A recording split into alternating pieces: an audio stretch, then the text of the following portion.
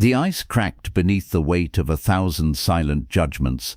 Egil Skallagrímsson stood alone on the frozen shore of Borgarfjörður, his breath white fog against the steel-grey dawn, and knew that every man who watched him from the distant hall believed he had murdered his own son.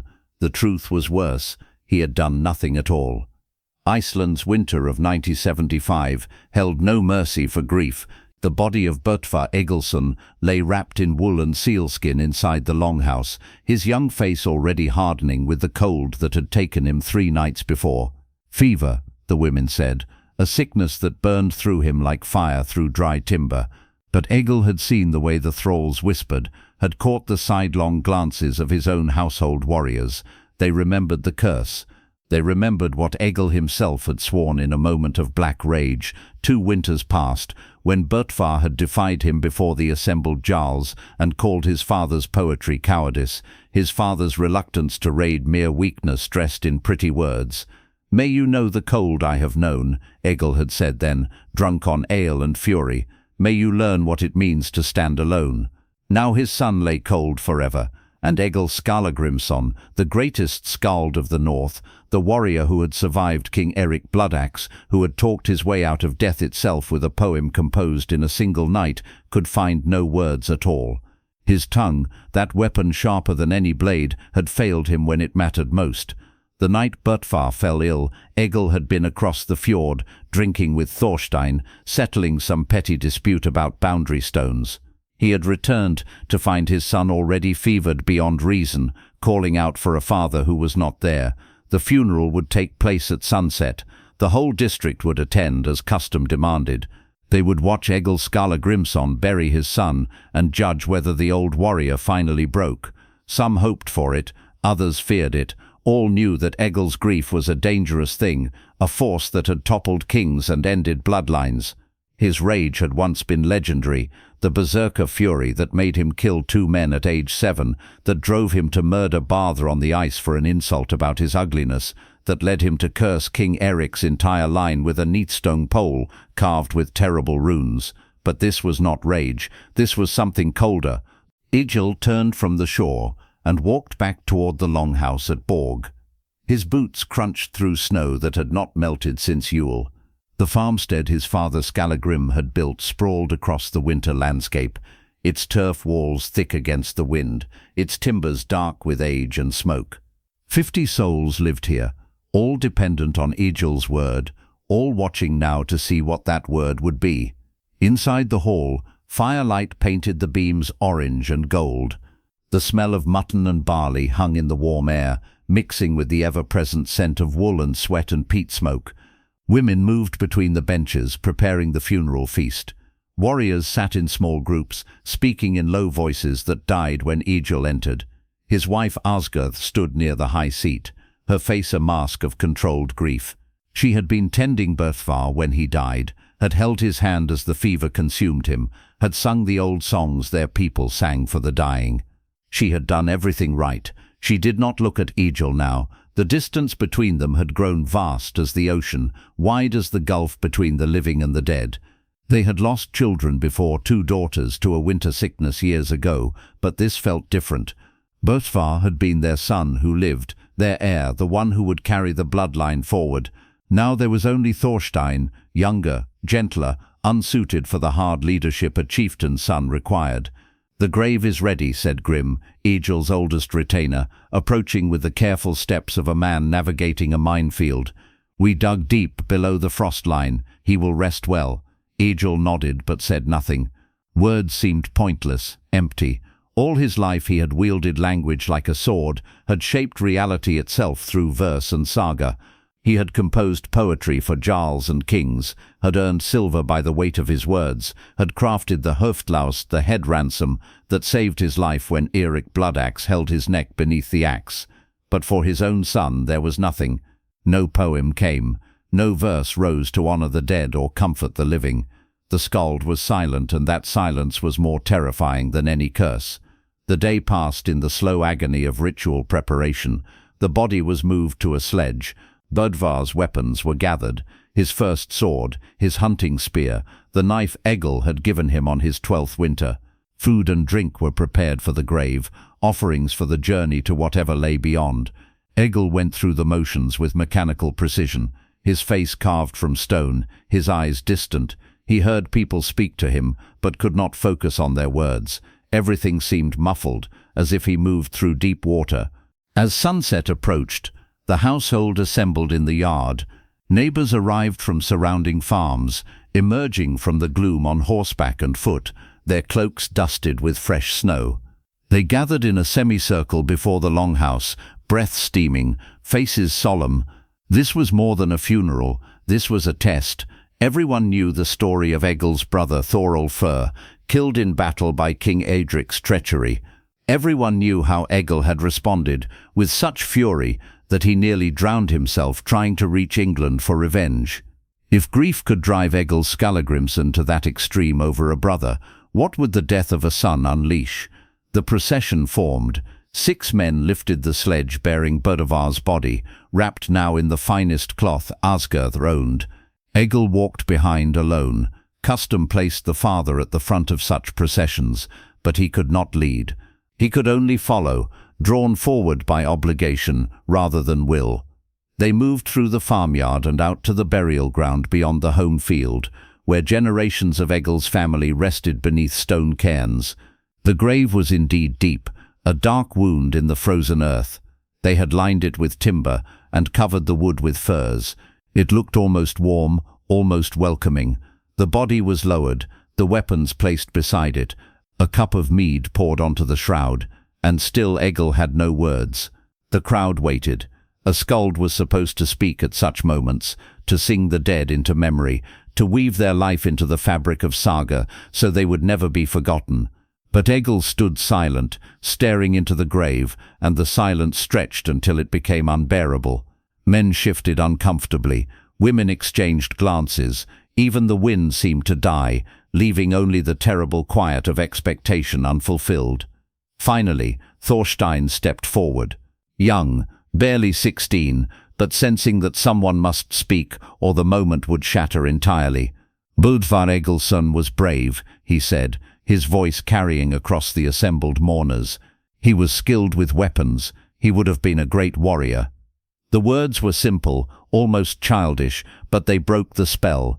Others added their own brief memories, hunts shared, jokes told, moments of kindness recalled. The grave was filled with earth and stones. Slowly, solemnly, each mourner adding their handful. The cairn rose. Böðvar Egilsson passed from the world of the living into the world of memory. The feast that followed was subdued. Men ate and drank, but without the usual boisterous energy of Norse gatherings. They watched Egil, who sat in his high seat and stared at nothing, a cup of untouched mead before him. Asgard moved among the guests, playing the hostess with grim determination, but her eyes were hollow. The fire burned, the night deepened. Slowly the guests departed, until only the household remained. Egil sat alone by the dying flames. His daughter Thorgerður approached, the only one who dared. She was 17, fierce-eyed, her mother's daughter in every way that mattered. She carried something wrapped in cloth, Böðvar's cloak, the one he had worn hunting. "Father," she said quietly, "you should rest." Egil looked at her as if seeing a ghost. For a moment something flickered in his eyes, recognition perhaps, or pain. Then the stone mask returned. "I have no rest," he said. His voice was rough, unused. "I have no peace. I have nothing but this." He gestured vaguely at the hall, the emptiness, the space where his son should have been. Thorgerður knelt beside his chair. "Then give him words," she said.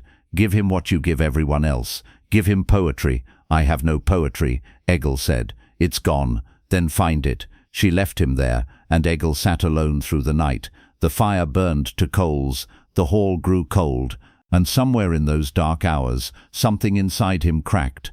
Not rage, not the berserker fury that had defined his youth.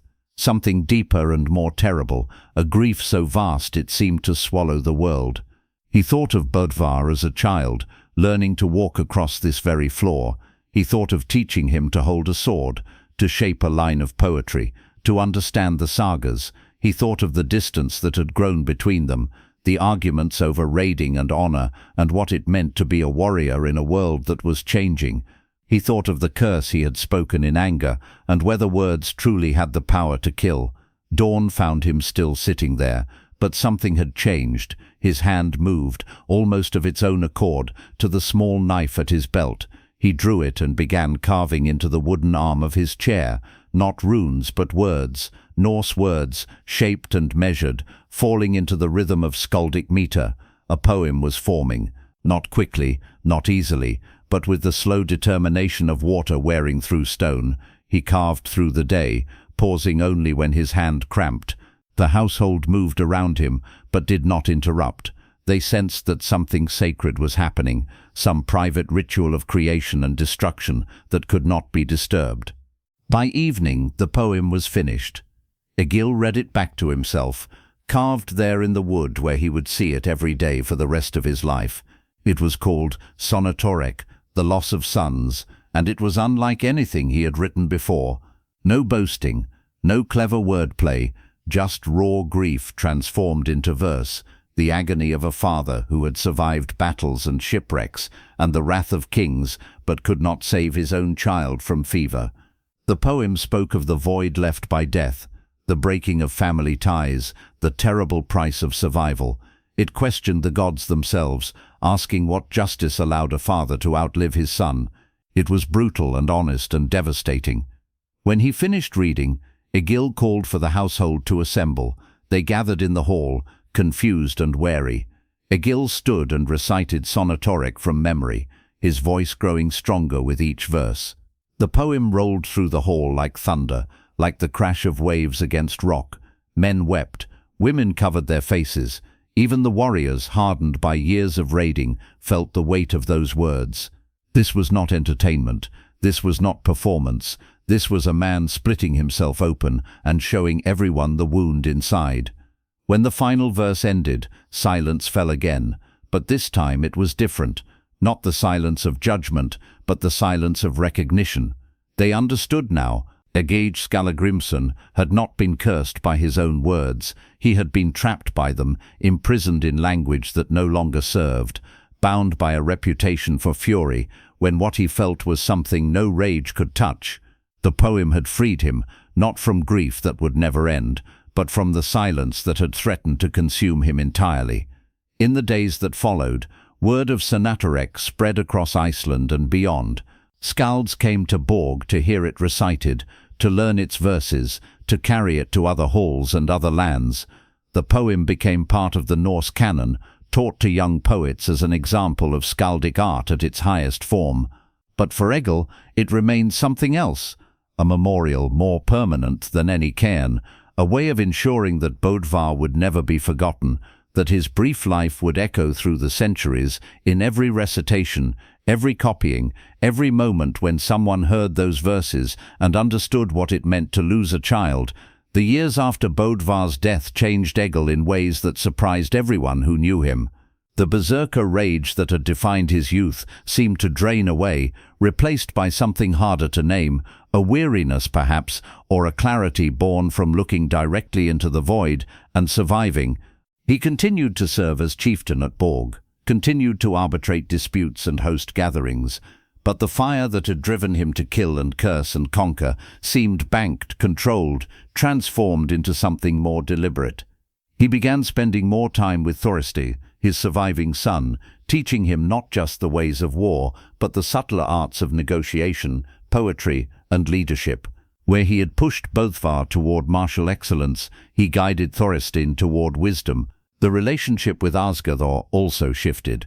The distance that had opened between them in the immediate aftermath of Böðvar's death never fully closed, but they found a new way of existing together, bound by shared loss rather than separated by it. They spoke more honestly now, without the pretense that had sometimes characterized their marriage in earlier years. She told him about the 2 daughters they had lost, about griefs he had been too busy raiding to fully acknowledge. He told her about the weight of his reputation, about the exhaustion of being Egil Skallagrímsson, about the relief he felt in finally admitting weakness. But the questions lingered. The curse he had spoken 2 winters before Böðvar's death haunted him in quiet moments. Egil was not a superstitious man by the standards of his age. He had seen too much, survived too much, to believe in simple magic. Yet he could not escape the timing, the terrible coincidence of his words and his son's fate. He consulted with the local Gothi, the priest chieftain, who maintained the old ways, asking whether words spoken in anger carried actual power or were merely wind. The Gothi gave him no comfort, only the observation that intention mattered less than consequence, that the gods, if they existed, if they cared, judged results rather than motives. Egil also thought often about King Eirik Bloodaxe and the poem that had saved his life. The Herfordlausen had been composed in a single night under threat of execution, 20 verses praising a man Egil despised, every line calculated to flatter and persuade. It had worked. Eirik had spared him, impressed by the artistry, if not fooled by the sentiment. But that poem had been strategy, warfare conducted through verse. Sonatorrek was different. It contained no calculation, no hidden agenda. It was simply true, and in that truth lay both its power and its terror. If poetry could save a life through clever lies, what could it do through honest grief? The answer came slowly, over years rather than days. Egil began to notice how people responded to Sonatorrek, how it affected them differently than his earlier works. Warriors would ask him to recite it before battles, not for courage but for perspective, for a reminder of what they fought to protect. Fathers grieving their own children would seek him out, finding in his words a language for feelings they could not express themselves. The poem became a kind of sacred text, not religious in the formal sense, but spiritual nonetheless, a bridge between the living and the dead that anyone could cross. This changed how Egil understood his role as a skald. He had always known that poetry had power, power to earn silver, to settle disputes, to preserve memory. But Sonatorrek revealed a deeper function. Poetry could metabolize pain, could transform the raw matter of suffering into something that, while no less painful, became bearable through structure and beauty. It could not bring back the dead or undo the past, but it could make the present livable. That was no small thing. In a culture that valued strength and stoicism, that saw open grief as weakness, Egil's willingness to carve his pain into permanent verse gave others permission to acknowledge their own. As Iceland itself changed around him, Egil watched the old ways begin their slow retreat before Christianity. Missionaries arrived from Norway and Germany, preaching a God who died and rose again, who promised eternal life to believers. Egil remained skeptical. The Christian God seemed too much like the Norse gods he had stopped trusting, demanding, capricious, more interested in obedience than justice. But he could not deny the appeal of their central story, the father who sacrificed his son, and the promise that death was not the end. Perhaps that was what people needed, what he himself needed, not truth necessarily, but consolation. He composed other poems during these later years, some commissioned, some spontaneous, but none matched Sonatorrek's impact. How could they? That poem had cost him everything. It was bought with the life of his son, paid for with silence and despair, earned through the complete destruction of his identity as a warrior poet who controlled language rather than being controlled by it. You could not replicate that. You could only survive it and hope the surviving meant something. Egil's relationship with his surviving son Thorstein deepened as the years passed. Thorstein proved different from his brother, less aggressive, more diplomatic, better suited to the changing political landscape of Iceland as it transitioned from the chaos of settlement to the structure of the Commonwealth. He married well to Jorunn Bjarnadottir and gave Egil grandchildren who filled the longhouse at Borg with noise and life. Egil found himself softening in ways he never expected, playing with children when once he would have been plotting raids, telling stories by the fire when once he would have been sharpening blades. Age had finally caught him, had worn down the edges that made him so dangerous and so lonely.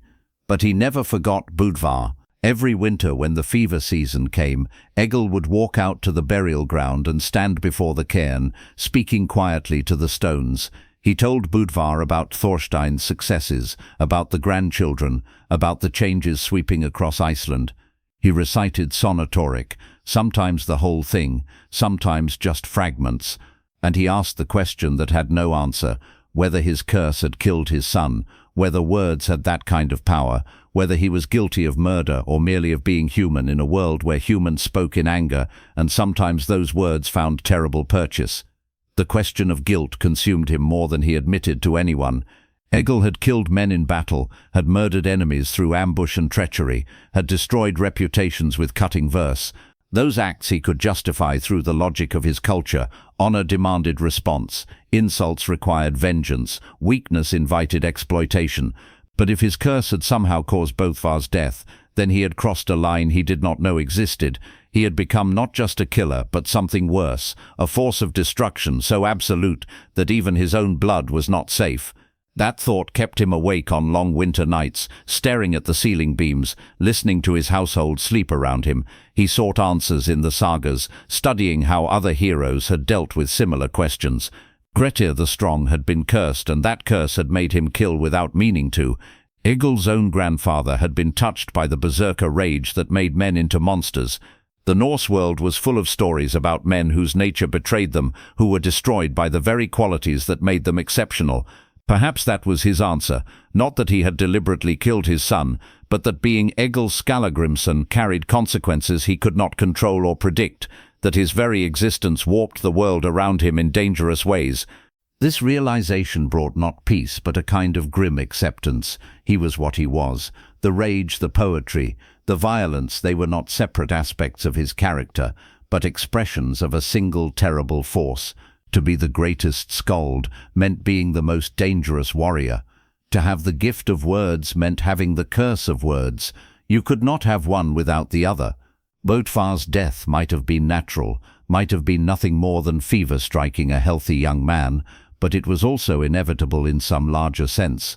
Sons of great men died. That was the way of the world. Egil's mistake was not in cursing his son, but in believing he could be both himself and a safe father, both a legend and a man. As Egil aged into his 60s and then his 70s, his physical power waned, but his reputation only grew. Younger skalds came to study with him, learning not just the technical aspects of verse composition, but the philosophy behind it. He taught them that poetry was not decoration but necessity, not entertainment but survival. He taught them that the best poems came from the worst moments, that beauty required suffering, that you had to break yourself before you could make anything worth preserving. Some of his students grasped this, others heard only technique and missed the deeper lesson. He did not judge them for it. Not everyone could afford to pay the price that great art demanded. His eyesight began failing when he was 75, a gradual dimming that frustrated him more than any wound ever had. He had survived sword cuts and spear thrusts and the blows of axes, but he could not fight time. The world became softer, less defined, and with it his ability to read the runes he had carved so many years ago. He had servants read Sonatorrek to him, and sometimes he would correct them, catching errors of emphasis or rhythm that his failing eyes could no longer see but his poet's ear still detected. The poem lived in him completely now, no longer requiring physical form, carried in the muscle of memory. When Thorstein died unexpectedly at age 50, thrown from a horse, a death both sudden and absurd, Egil did not compose another poem. He was too old, too tired, and in some way the well had run dry. Sonatorrek had said everything that could be said about loss. There were no words left for this new grief, this final blow. He simply endured as he had always endured, and waited for his own death with something approaching relief. He had outlived both his sons now. The curse, if it was a curse, had completed itself. He was the last of his line, the end of something. Egil Skallagrímsson died in his 80th year, blind and bedridden, surrounded by grandchildren he could not see. His last words, according to those who were present, were a fragment of Sonatorrek, the verses about the god Odin taking his son and giving nothing in return. Then he was gone, released finally from the burden of being himself, from the weight of reputation and memory and all the dead he carried. They buried him with honor, as befitted a chieftain and skald, though exactly where remains uncertain. Some said near the church at Mosfell. Others claimed he was interred at Borg near Böðvar. The location mattered less than the fact that his story lived on, preserved in the sagas and poems, taught to children, recited at gatherings. Centuries later, when scholars began writing down the oral traditions of Iceland, they included Egil's saga as one of the greatest. They recorded Sonatorrek in full, analyzing its meters and metaphors, debating its meaning and historical accuracy. But for all their study, they could not fully capture what the poem meant to Egil himself, could not reconstruct the specific grief that drove its composition. That knowledge died with him, as all such knowledge must die. What remained was the art itself, stripped of context, universal precisely because the particular details were lost. Anyone who had lost a child could hear their own pain in those verses. Anyone who had spoken in anger and regretted it could recognize their own guilt. The poem became larger than Egil, larger than Böðvar, a statement about human loss that transcended the specific Viking culture that produced it. The question of the curse, whether Egil's angry words had actually killed his son, was debated by saga scholars and historians for generations. Some said yes, pointing to the Norse belief in word magic and the power of skalds to bless or curse. Others said no, arguing that Böðvar died of fever like countless other young men in that era, that coincidence was not causation, that Egil's guilt was psychological rather than magical. The truth, like most truths about the distant past, remained unknowable. What mattered was not whether the curse worked, but that Egil believed it might have, that he carried that possibility like a wound for the rest of his life, and that his poetry transformed that wound into something people still read and recognize 1,000 years later. The longhouse at Borg eventually fell into ruin and was rebuilt many times over the centuries. Iceland itself changed beyond recognition, converted to Christianity, brought into the Norwegian and then Danish kingdoms, finally gaining independence. The Viking Age ended, the old gods faded, but Sonatorrek survived, copied from manuscript to manuscript, translated into dozens of languages, studied in universities, quoted in books about grief and loss. It outlasted everything that created it, proving perhaps that poetry is the only magic that actually works, the only curse that never breaks, the only way human beings have of defeating death, not by avoiding it, but by describing it so precisely that the dead live on in the minds of the living. Egil Skallagrímsson gave us that gift. Whether it was worth the price he paid, his son's life, his own decades of guilt, is a question each reader must answer for themselves.